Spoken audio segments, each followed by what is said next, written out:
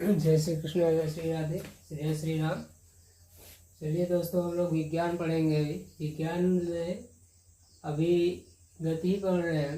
अब देखिए, इसमें हम लोग आज पढ़ेंगे एक समान त्वरित गति के लिए गैलीलियो के समीकरण और विस्थापन समय ग्राफ के बारे में देखेंगे। ठीक है, तो Galileo's equation for uniformly accelerated motions, इनका कहना था कि यदि किसी वस्तु का प्रारंभिक वेग u तथा त्वरण a हो और वस्तु द्वारा यह दूरी चलकर t सेकेंड पश्चात उसका अंतिम वेग v हो जाता है। ठीक है, तो उसमें सूत्र अनुसार जो है समीकरण है, क्या होगा? फर्स्ट क्या होगा? v equal to u plus a T.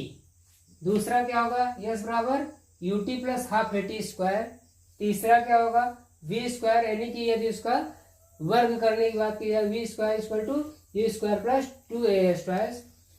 चौथा है एस एन बराबर u plus half 2n minus 1 bracket में, जहाँ एस एन क्या होता है? वस्तु द्वारा nवें सेकंड में तय की गई दूरी होती है। ठीक है, इसके बारे में आप लोग जानते थे कि नहीं? समीकरण के बारे में तो जरूर जानते रहेंगे, लेकिन हो सकता है ये चीज कि गैलीलियोस के समीकरण है, इसको नहीं पता रहा होगा। ठीक है, गति संबंधी ग्राफ में हम लोग विस्थापन समय ग्राफ में थोड़े समझेंगे। देखिए, ये विस्थापन है वाई एक्सिस और एक्स एक्सिस समय की बात कर रहे हैं। विस्थापन समय ग्राफ, यहाँ पे देखिए एक वस्तु ए है, दूसरी वस्तु बी है। तो यहाँ पे क्या है कि ये सीधी रेखा में गति कर रही है और इसका स्लोप यानी उसकी प्रवणता जो ढाल क्या तीव्र है।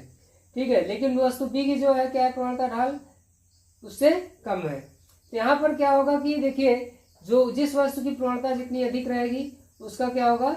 उसकी चाल भी उस वस्तु की इतनी ही अधिक रहेगी। यहाँ साफ साफ झलक रहा है कि अल्फा 1 यानी कि कोण ए ओ एक्स, इसका इस वस्तु ए की जो प्रवणता है वो अधिक है, तो चाल भी अधिक होगी, बी का कम होगा। ठीक है, और कोई ऐसे सरल रेखा में चल रही है एक समान वेग से, तो उसका विस्थापन समय ग्राफ भी क्या होगा? एक सरल रेखा ही होगी। ठीक है ना, तो इस चीज को ध्यान दीजिए। देखिए, यदि कोई वस्तु एक सरल रेखा में एक समान वेग से गति करती है, ठीक है, तो उसका विस्थापन समय ग्राफ एक सरल रेखा होता है। ठीक है, अभी मैंने बताया जिसकी प्रवणता स्लोप उस वस्तु की चाल, मतलब जिसकी प्रवणता इसका सरल रेखा जितना उसका क्या होगा? जो स्लोप उसका अधिक होगा, तो इसलिए कहे जिसकी प्रवणता उस वस्तु की चाल बतलाती है। ठीक है, यानी प्रवणता अधिक होने पर चाल अधिक होगी, प्रवणता अधिक होने पर वस्तु की चाल अधिक होगी। यहाँ पर देखिए चित्र में मैंने कहा कोण ए एक्स इज ग्रेटर देन कोण बी एक्स, दिख भी रहा है।